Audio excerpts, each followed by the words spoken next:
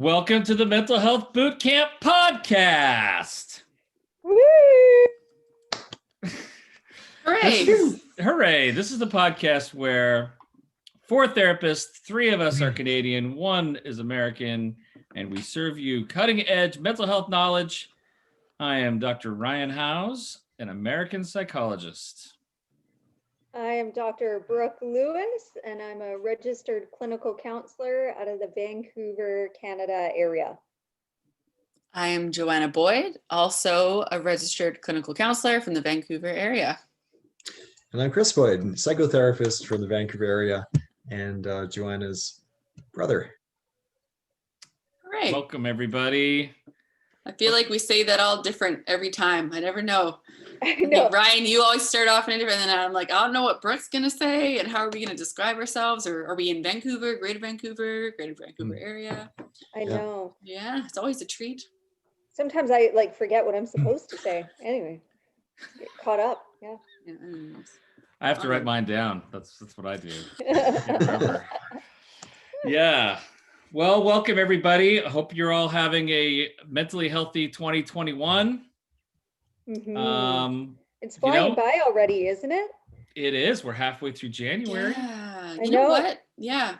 Sorry, Brooke, go. I have a comment as well. But I was going to say on Monday, which was like week 2 back to work for me, but on Monday, for some reason, I thought it was my first week back since the holidays. But I had a whole week before that, and it just, boop, not there. Didn't sink in. As the topic today is delirium. Great. Oh, like 2020 January. Don't you remember how it felt really, really long? Like I remember there even being jokes and memes about how long January was or felt. Maybe no one else relates to that right now, but I know there's a lot of fires. Like there's fires in Australia. I think there's a lot of stuff going on in that January. Wow. A few celebrity death there, Kobe Bryant or whatever. I just think I remember it being like January felt like forever. Now all of a sudden it's halfway done. Yeah. It's bizarre. I mean, does January 2020 feel like a long time ago for you though? It does for me.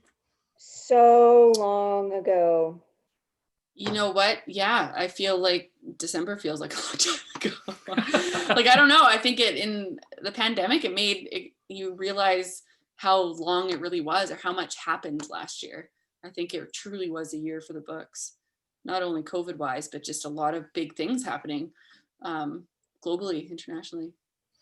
Yeah, it's true. And I think of how, January 2020 and January 2019 and 2018 and 2017 probably didn't look that much different from each other. I don't know that I could really nail down many significant events in my own life for each of those months, but holy smokes, this one's quite different. Mm-hmm. So I don't know, there may be a lesson to learn there. Maybe there's something about, creating unique unique practices, unique habits, something that's different about to make times distinct. Mm-hmm. Hopefully in a positive way. I mean, there's been a lot of horrible things that have happened in the last year, so we'd rather not recreate a lot of those, but it's nice to shake up the routine a little bit. Yeah, for sure. I often there's usually like benchmarks or like key birthdays or trips or something that help me recall. Brooke, what are you laughing at? What is Joanna laughing at? I'm laughing at Joanna, who's shadowing Chris. Anything Chris does, Joanna's doing. I didn't even notice that. It's like she's been doing it for like the whole time. No, just this past little bit. Sorry, I'm finding amusement in little things here, but carry on. I don't want to distract here for our listeners. It's like genuine sibling ruckus happening. Is it like a plug for our YouTube channel? I guess See what so. silly things we're doing.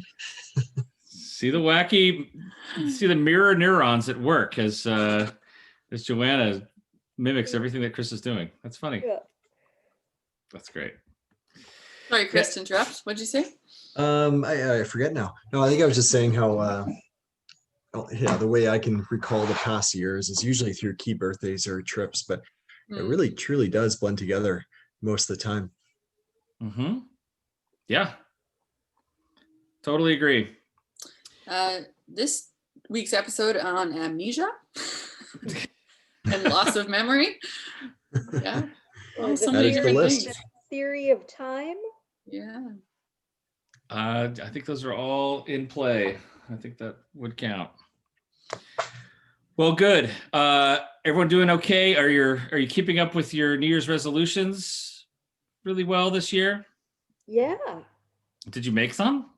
Well, maybe not resolutions, but short-term goals. So Chris and I decided to goal set to learn how to run 5K. Oh, great. Yeah, so we've been using How's that app. going? It's good. Yeah, we're on week 2. Tomorrow is week 2, day 3. Yeah, it's a free app, Couch to 5K, and it's just like interval training. So a lot of walk running, and so far so good. It's been Good job. Love it. Good work. Yeah. Good for you guys. That's Hey, nice. you can also dance and frolic if you want to. Yes, you can. Yes.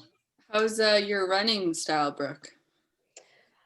So far so good. So funny enough, so Ryan, you don't know this, but when I was younger, I was made fun of for how I ran because my arms were like loosey goosey. So I would run like kind of funny, and then I would be made fun of. So then I overcompensated as an adult, and now I run like I'm on an elliptical. Like my arms are perfect. Yeah. Oh, it's weird. Yeah, like Trying years to ago. fix it. Yeah, years ago, I've known Brooke for quite a while. I did our undergrad together, and so this is probably a couple of years ago. So after 18 years of friendship, like we're running to catch a SkyTrain. We have our transit system here in Vancouver, and I look over and I'm like, "What are you doing?" She's like, "I'm running." I'm like, "What? What are you? Why are you running like that?" It's like, "What are you talking about?" But yeah, elliptical, like arms out like this, like spaced out. Yeah, kind of high Perfect knees, form. just kind of Perfect form. So very odd.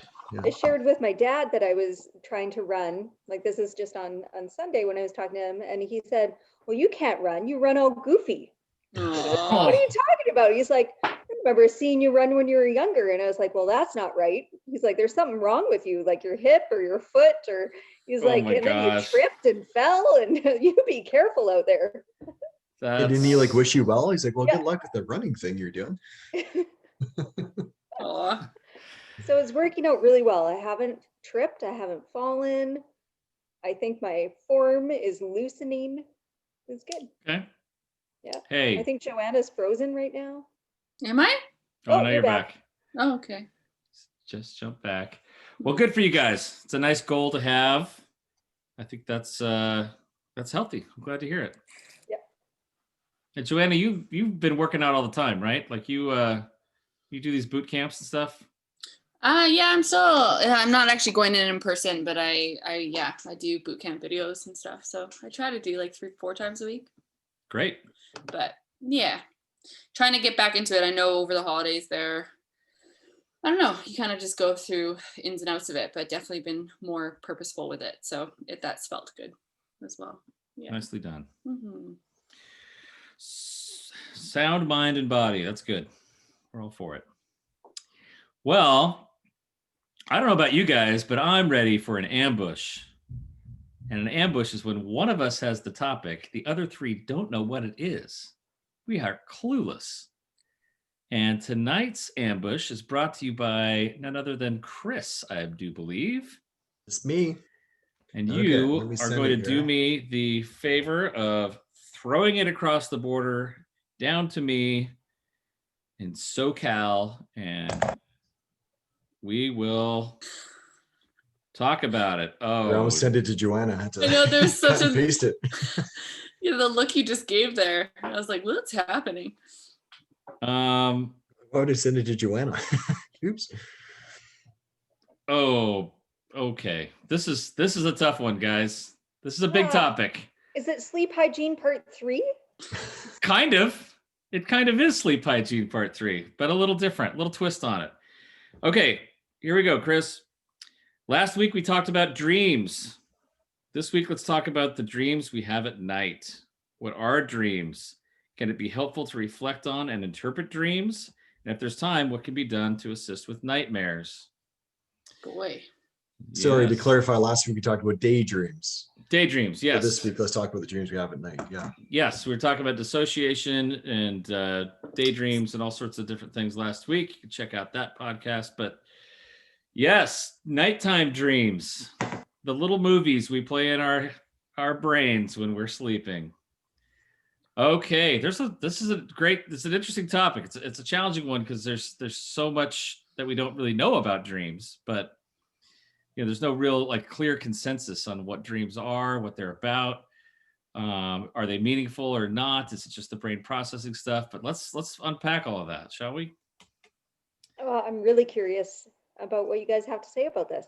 I kind of have my spiel of what I tell clients about dreams, but Ryan, I know you do a lot of work in this area, I do an some, area, sure. yeah.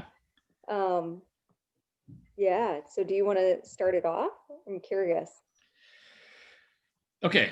Yes. Let me start it off by saying, let me point out the kind of the roadmap here, or the lay of the land when it comes to dreams. So there are different ideas about dreams. So some people, on the more kind of just cognitive neuroscience end of the spectrum, believe that dreams are really just the brain sort of doing some management. It's kind of sorting through the material that you've had during the day, kind of deciding what it is you want to remember, what it is you want to throw away, what was important, what was not important, kind of just kind of cleaning up shop. They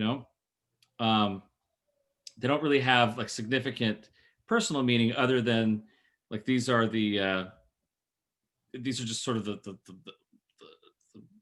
thoughts and the experiences that you had, and you're just kind of again sorting things out and figuring out like what's a priority and what isn't.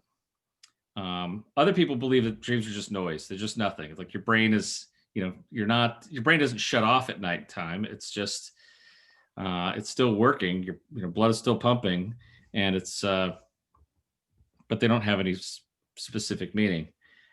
Other types of psychotherapy, particularly psychoanalysis. I mean, Sigmund Freud was big on dreams. I got his book right here, actually, The Interpretation of Dreams, right here, where he was big into meaning and symbolism. He would say that the dreams are the royal road to the unconscious. So if you were to have someone talk about their dreams for long enough, and you could really tap into what it is that's going on underneath the surface that maybe they aren't even aware of consciously, but you're hearing some conflicts or some desires or some problems that they're having that's kind of underneath the surface that are showing up in these dreams in these very symbolic ways. And then we have Carl Jung, who was even more on the road to symbolism, and he had this whole kind of system of looking at dreams and how there were some symbols in dreams and some experiences in dreams that were common among people, like across cultures throughout time. Like a falling dream could mean something, or an exposure dream, or being chased. Someone's coming to get you. And that these are dreams that happen across cultures and throughout the centuries. And then he would say that that's a part of the collective unconscious. Like we all have these sort of deep-seated fears and desires and things like that show up. Okay, so there's my whole kind of lecture on dreams.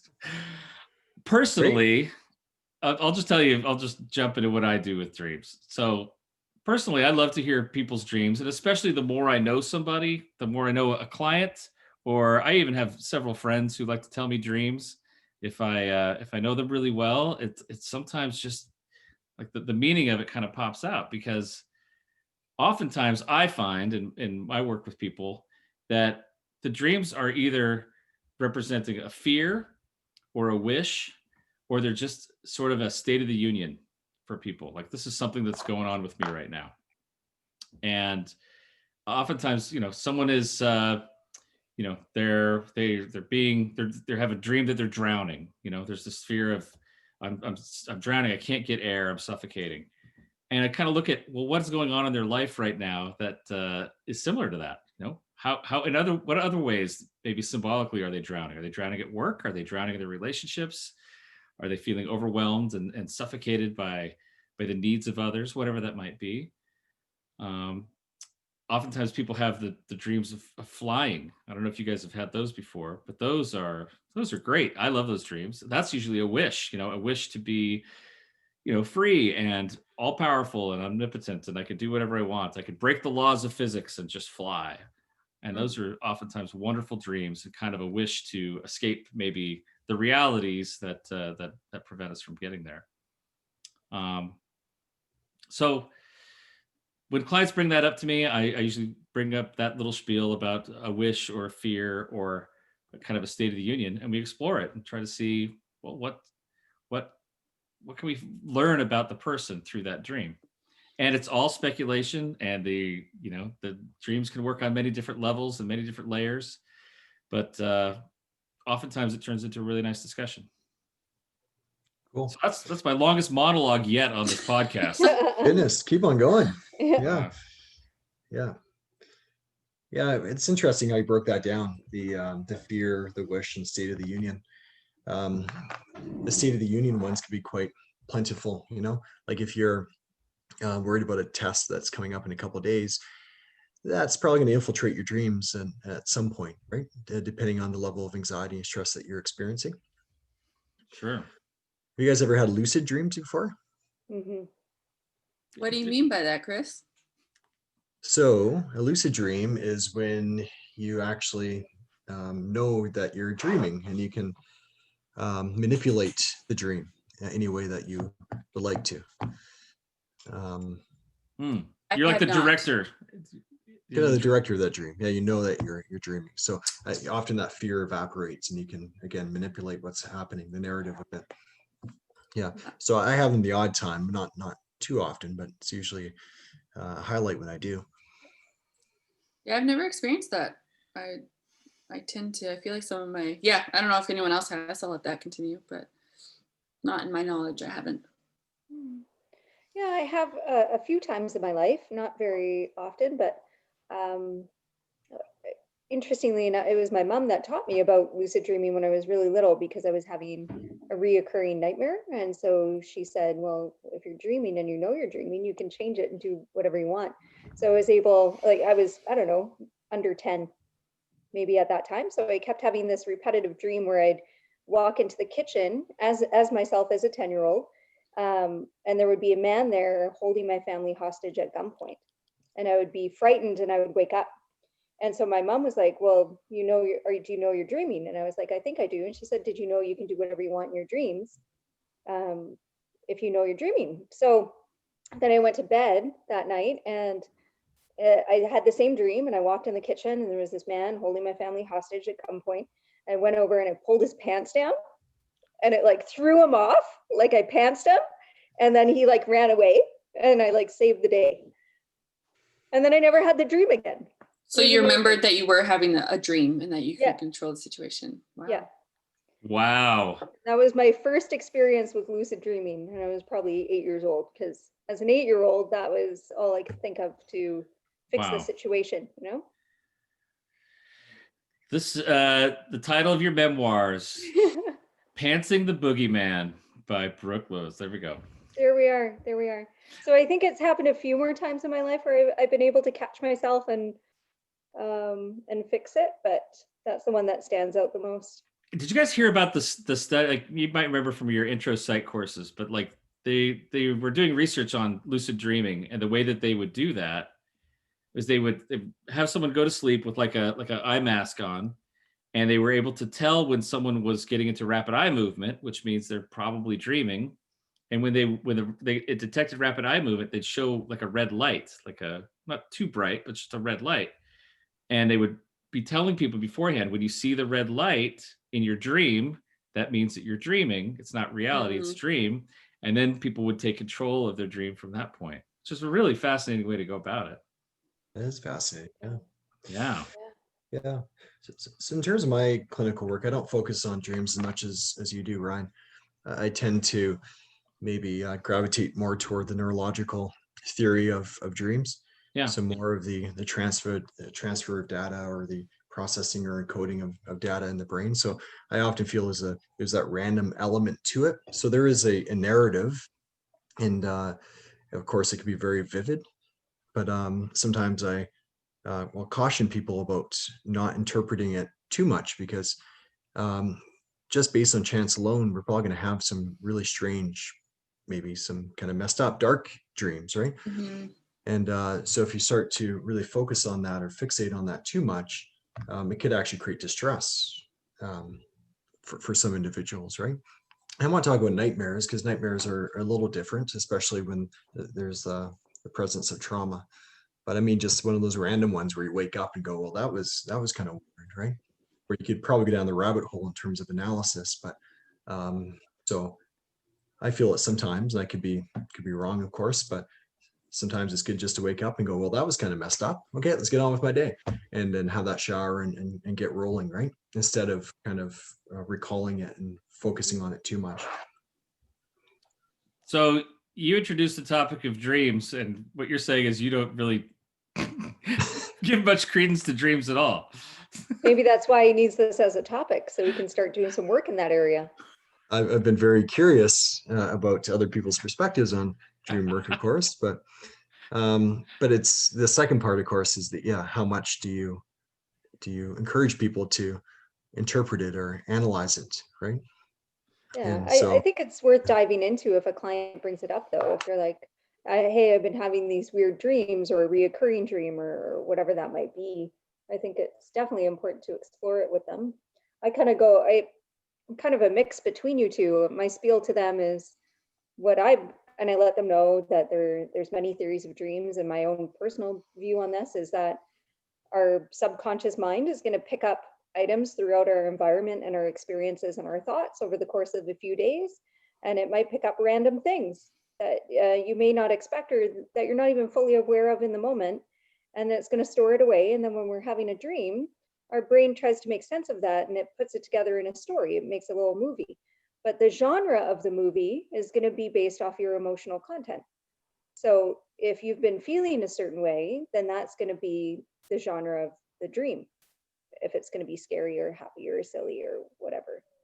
But it might be weird because you've picked up all these random items from all these different locations, and now your brain is putting them all together. cool.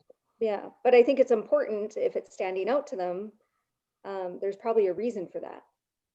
Yeah. Don't get me wrong. Like, if there is a dark or negative theme there, or again, nightmares, like, we'll, first time we'll get into more of the nightmare side of things. And that's Sure, definitely yeah. something we'll delve into. But yeah, in terms of just, dream analysis on a typical night. Yeah. How about you, Joe? How do you? You know what? I'm probably even a more vague level than you, Chris. Is that I just make note that I don't really know a lot about dreams. I'm definitely not an expert in it, not really an expert, like I just like make note, but I talk about how some people might think it's more brain level, synapses firing completely just that way, or other people find more meaning in it. So I just, if the client's wanting to talk about it or explore what's going on, or if there are the recurring dreams, it's more of a, let's talk about this or what you might make of it. But in terms of me bringing in any knowledge of the more interpretation side of it, I very much am forward with that. That's not my realm. And if that's something they want to explore more of, that there could be other people they can talk to. So I'm very curious. Yeah, I'm very curious about it. But it's, I don't know. I don't really have my own opinion on it. I find like some of my most vivid dreaming happens in the morning between my snoozes on my alarm. I'm very bad with that. But between that, it's 8 minutes. And I just, the most bizarre dreams, or people show up in my dreams who I haven't seen in years, or there just doesn't seem to be, I don't know, I'm very curious about it. And then I tend to forget about it. Like, I couldn't tell you what I dreamed about this morning, but it was so vivid when I woke up. Anyways, so I don't know. Yeah. I'm happy to learn more. Yeah. And I often I dream very little, or I do not remember my dreams when I wake up. If you were to ask me when I wake up, did you dream last night? I would say no. Yeah, that's one thing that it's a good distinction you make there, Brooke, because the science sort of supports the idea that most people, or basically everyone, does dream, but not everyone remembers their dreams. Mhm. Um, and Something's so, happening in there. yeah, something's happening there. The brain, the brain. If you look at the brain waves when someone's asleep, it's not dormant. No, the brain is pretty darn active. In some ways, even more active um, when we're sleeping. So there's a lot of stuff going on in there, and maybe it's the processing and data storage that we're doing. Um, but there may be some dream stuff going on there too that's more symbolic or meaningful. Let me talk. Can I talk a little more about this, Chris? Just Please. about some of the process that I go through with some of this. Yeah. So, yeah, a few different interesting points here. I once heard from a psychoanalyst, and psychoanalysis is like the branch of psychotherapy where people often go multiple times a week, and it's kind of the whole thing that Freud put together in the very first place, and psychotherapy, a lot of psychotherapy has changed since then, that people go once a week or every other week or whatever they're doing, but psychoanalysis really does focus on the unconscious and the dreams and all of that sort of thing. And I remember um, an old supervisor of mine who was a psychoanalyst saying, the first time someone brings you a dream in therapy, it's a gift to you, because they're really showing you something very vulnerable about themselves that they might not even know how vulnerable that is, but it's something that's really they're opening up to you, and they're trusting you with something. So you got to treat that really carefully. And also beyond that, when a client has a dream about you as the therapist, that's something to take very, very seriously, because that's saying a lot about your relationship. And I think we would all agree that the relationship is the most important part of therapy, more so than your particular technique or what what books you've read. The relationship you have with the client is very central. So if someone is having a dream about you as the therapist, then that means that they are wrestling with, or trying to incorporate, or trying to make you kind of a part of their psyche in some ways. And that's a really important dream to be aware of. Cool. Has that Yeah. happened to you? Oh yeah, yes, it has. And in some ways, kind of interesting. Like, this was many years ago, and I'm not sharing any information about the client, but there was a client who had a dream, said, I had this weird dream. This is like 2 months into therapy. I had this weird dream that I was sitting on this couch with someone, and I was talking, and this person had no face. I couldn't even really tell who it was. I didn't know who it was. And I was sitting talking to this person, and I just started making out with them, and I don't know what was going on there.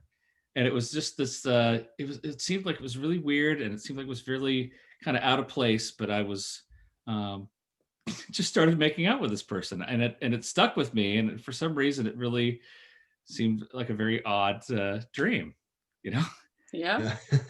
right? So I'm thinking, okay, you're on this couch, which of course I have a couch in my office, right? And this is a person who has no face, so that may be a protective mechanism there, like, don't want to show who this is, but you're being very vulnerable and very intimate with this person kind of suddenly. And it's sort of shocking and surprising that you're being so suddenly intimate with this person. And so we talked through some of that, and eventually got to the point of this client saying, oh yeah, maybe that's about coming to therapy. Another big point that I'm making with clients a lot of times is that it's these are symbolism. It's symbolism all over the place. This is not that the client wants to make out with the therapist. This is that this is an intimate act, and so much of therapy is about intimacy as well. So it'd be kind of a shortcut to talking about that intimacy. So when a client shares a dream with me, I like to just listen to them, say, oh, you're going to talk about it? Great, let's talk about it. Sometimes I'll take notes even. I rarely take notes during session, by the way, but if there's a dream that comes up, I might just pull out the legal pad and take a couple notes. And what I'm writing down are the objects that come up in the dream, right? Like couch, makeout, faceless, whatever that might be. And then after the dream, I want to circle back and say, tell me, just putting the dream aside, what do you think about when you think about couches? What comes to mind when you think about couches? When you think about making out, what does that mean to you? I want to define terms, kind of like we do every time we have this podcast. We're always defining our terms. What do we mean by this? So, and also not just defining it, but trying to figure out what does that symbolize for them, or what, maybe if there's any history with that. Did anything about a couch happen in your life historically? And let's see what that's all about for you.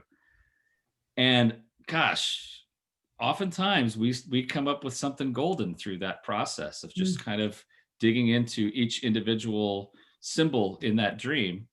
And we can really find that yeah, maybe this is really meaningful. Maybe this is something that's uncovering a fear or a wish or something about kind of where they are right now, kind of the state of the union. So that's kind of my process with it. No, that's great. I think like how it's you fun just to kinda- explore. Oh, it's so fun. It is fun. Yeah. And like I said before, if someone just came to me off the street cold, I don't know that I'd have much to say about the dream. But knowing that person. Yeah. Yeah. Yeah. Knowing that person, knowing what they're going through in their life right now, or what they've gone through historically in their life, really adds that layer of context to it that makes it so much more meaningful for me, at least.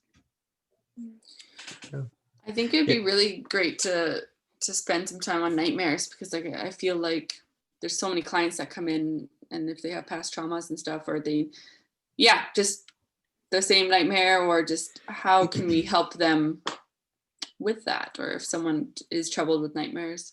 Yeah, I have a few go-to things, but Ryan, I don't know, or Go ahead. I've been talking way too much this episode. Chris, do you That's have any great, Ryan. go-tos? It's nice to hear. Yeah, no, I can definitely add. You start us off there, and if I have anything different, I'll jump in there. Okay, sure. So for when clients come in and they're having nightmares, I do investigate them a little bit. Not quite like you, Ryan, but just exploring it and the emotional content behind it, trying to make sense of it a little bit. So I believe when we make sense of something, it's not as scary, and it makes it easier to approach, right? And then I do encourage clients to do the writing. I'm not sure if everyone else does this, but you write out the dream in as much detail as you can, but you rewrite the ending to whatever you want that ending to be. And then once you've done that, then you read it to yourself. You can read it out loud. And after you've read it out loud a few times, then you have to close your eyes and visually run through that in as much detail as you can. So a very strong visualization of what that would look like, so that when you go to bed later that evening, if that tape starts running, if that movie starts playing, hopefully it plays the new ending. Oh, Brooke, that's awesome. Yeah. Great. If it's like kind of that reoccurring nightmare, because I think what I think happens with the reoccurring nightmares is it plays once and it spooks us. And what's going to happen? Our body and our mind is going to pay attention to the things that scare us. And that's just natural. It's how we stayed alive as a species.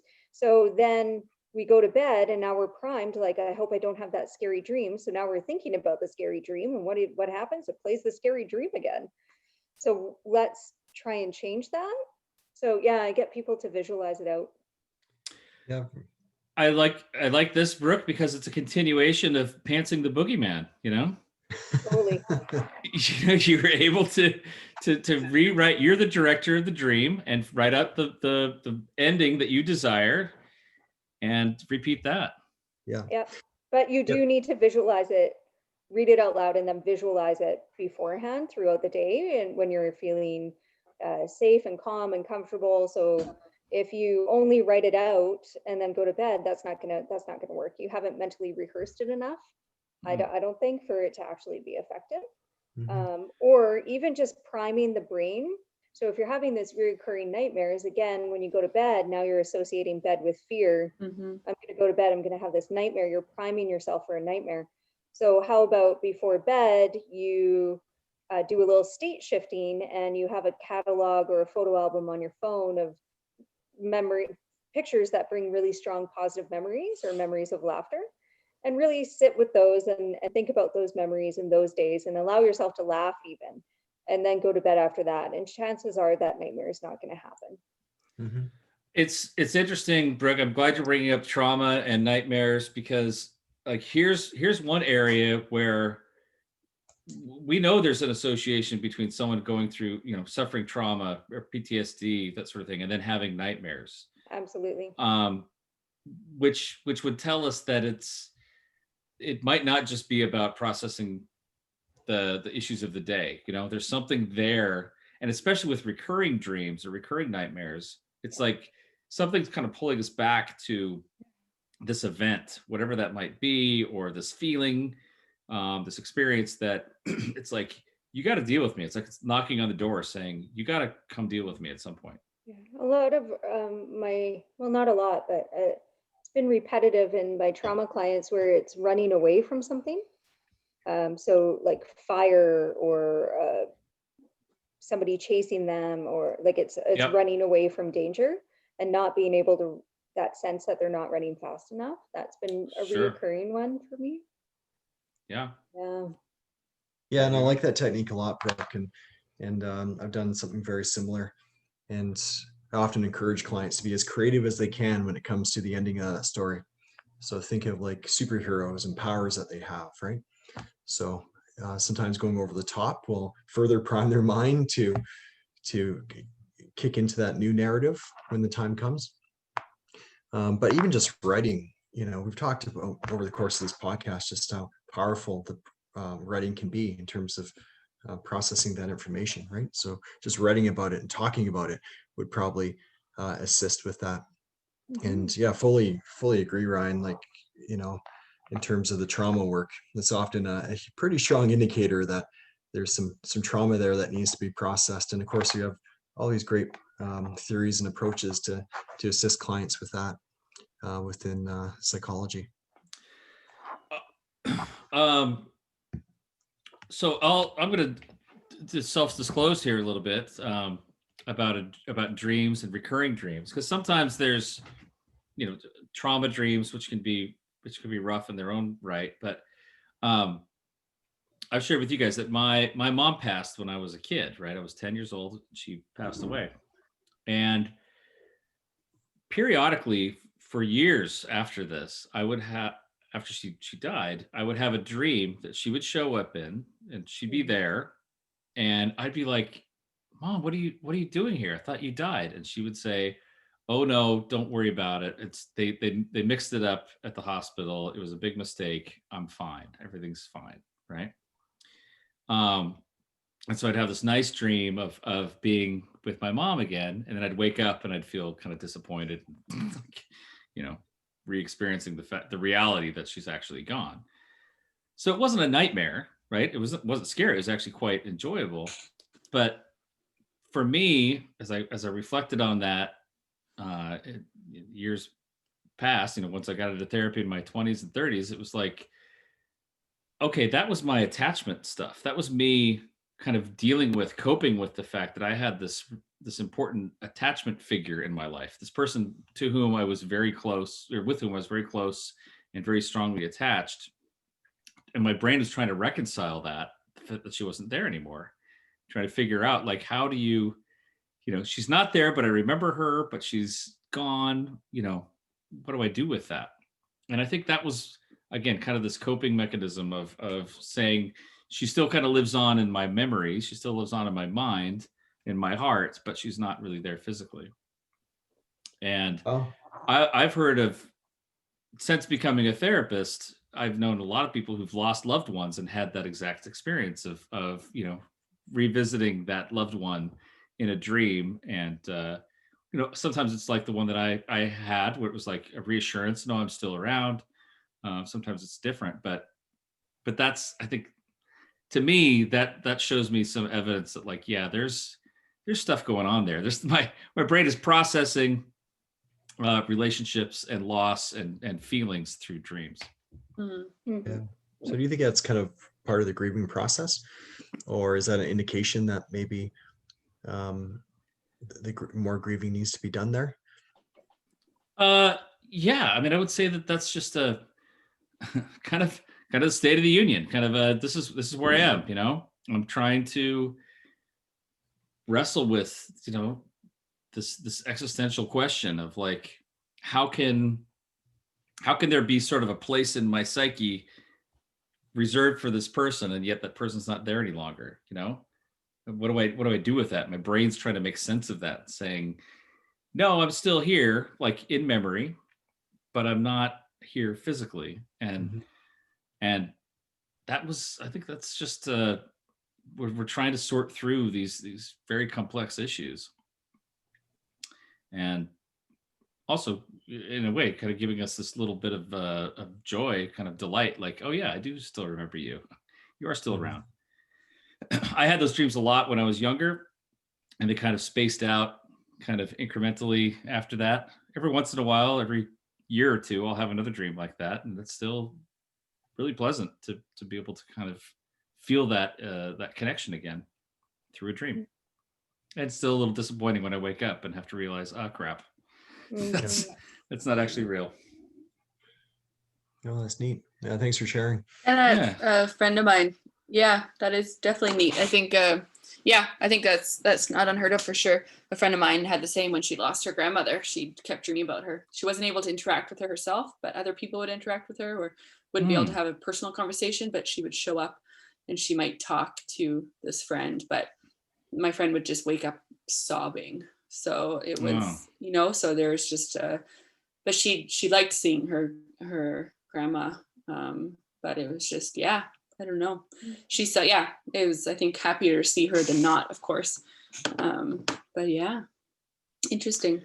Yeah, and actually, then thank you, Joe, because I think that actually is that kind of clarifies the point that I do think it is a part of grief, Chris. I think it is part of that process, because grief is not, you're not really, it's not like you're cutting something off, you're changing the relationship. It's something, Mhm. it's different now, you know.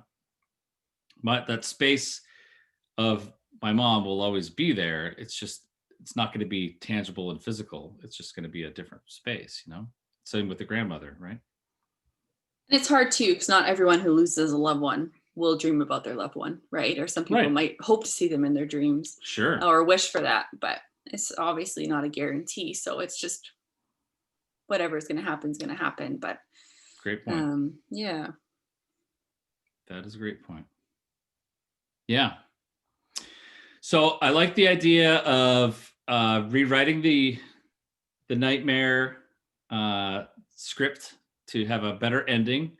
Is there a way to nightmare proof yourself, do you think? You talked about looking at good pictures and like warmer, loving moments and stuff. Kind of prime yourself for Yeah. positive dreaming.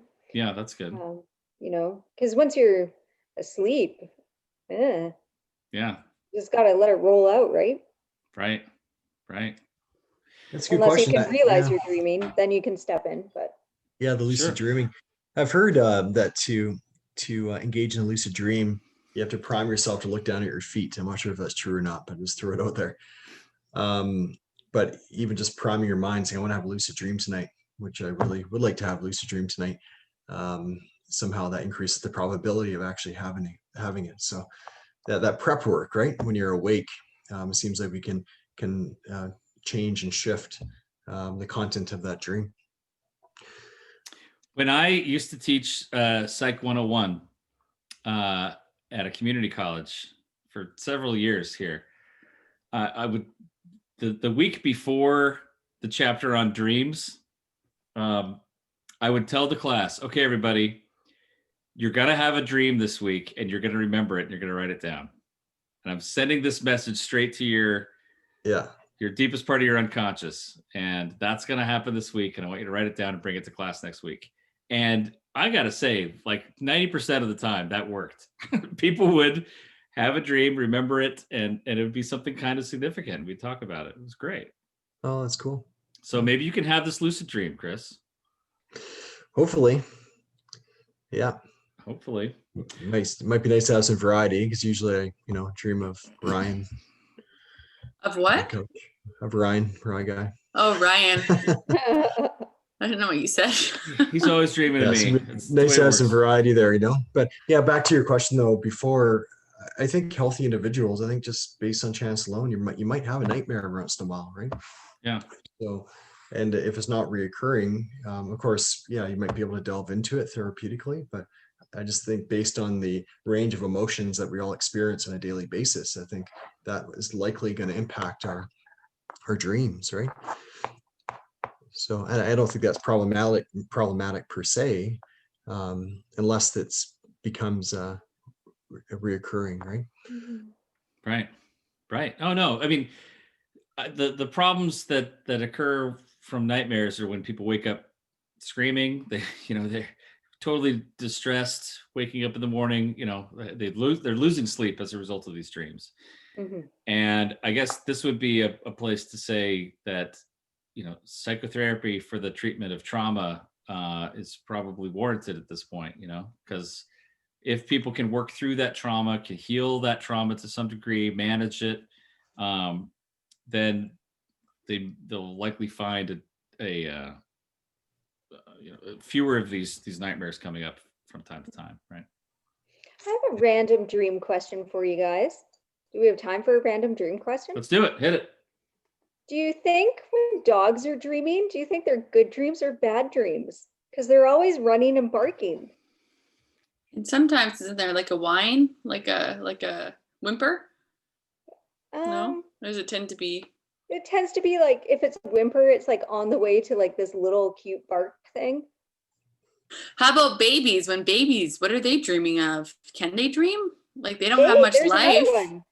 Yeah. You know what? I've seen this before. Like I would have sworn I've seen this exact scene in a dream I had. Deja vu. Deja vu. That's another topic too. Oh boy. Yeah. I tend to think that dogs are probably thinking happy thoughts about chasing some squirrel and like eventually catching it or something like that. And babies are thinking about getting fed or being hugged or getting changed or whatever they're doing. I want to think positively about this. Or like pleasant noises or like things, sensations or something. I don't know. Yeah. I know that like my little doggos aren't waking up from dreams. And they sure do sound cute when they're dreaming. But I'm like, kind of curious. I wonder. That's funny. Then I have a whole other area of like waking up and thinking there's like things in my room or seeing things and stuff. So that's a whole other area. Like Joanna personally struggles with this. Yeah. Yes, 100%. It hasn't happened recently, but yeah, I just might be like a figure standing over my bed or coming towards me, or might be thinking people are trying to come into the window in my room, and I would wake up in these like full sweats and have to go turn on the light because my mind is playing tricks on me. Oh my gosh. So it's almost like I'm in this frozen. I don't know. Right now? Now you're back, but you were frozen a minute ago. It's almost like. Am I? You're back now, sort of. Oh, it's almost like being between sleep and reality, like almost being. Yeah. I don't know, but it's not pleasant. It creates a lot of stress. It would happen quite often, and now it's luckily not happening as much. Is it that you are kind of awake, but you're still paralyzed? Because there's a whole phenomenon there. I know. No, it's not. It's not sleep paralysis. Okay. As far as I know, because I'm actually able to move, but it's just that fear of what I think's happening, or that I think someone's standing there, and I talk to them, or I'm like, hello, or like, it takes me a moment for my eyes to adjust, or all of a sudden it's not what I think it was, but there's that moment where, I don't know. It's created a lot of stress for me over the years, but luckily it's not happening. It's seldom now, which is good, but I don't know. Okay, well, I feel like sleep just. Yikes! You're all breaking up. You're back. You're Slept again. Yes. Well, Joanna, maybe you and I should talk offline sometime. We'll just... Yeah. I'll stop talking right now. But anyways, I have things. All right. That's all. Yeah, yeah. Or another topic for another day would also be sleepwalking. Oh, Man, I've done What that the heck too. happens there? And sleep talking. Well, I guess maybe not as exciting, but no, sometimes very exciting. I hear the secrets that you keep when you're talking in your sleep. Was a great song from the 80s. All right. Let's wrap it up, you guys. We'll get back to more sleep. We'll go to sleep hygiene 4 another time, but for now, we're going to wrap it up. Please like and subscribe on Apple, Google, Podbean, Audible, or YouTube. Send your questions to info@mentalhealthbootcamp.com. Visit us on Facebook or Instagram. Tell a friend. Write down your dreams. Actually, I'm going to tell you guys, you're going to have an important dream in the next week. And if you would like to, send it in to us at info@mentalhealthbootcamp.com. We will anonymously talk about it in our next podcast. So if anyone's brave enough to take that up, we will be happy to do it. but we don't know this person. So it'll be very rudimentary. We don't know what we're going to find, but it'll be fun anyway. Okay. You guys have a great night, and we'll talk to you later. This was a lot of fun. Bye, everybody. Bye. Bye. Sweet dreams.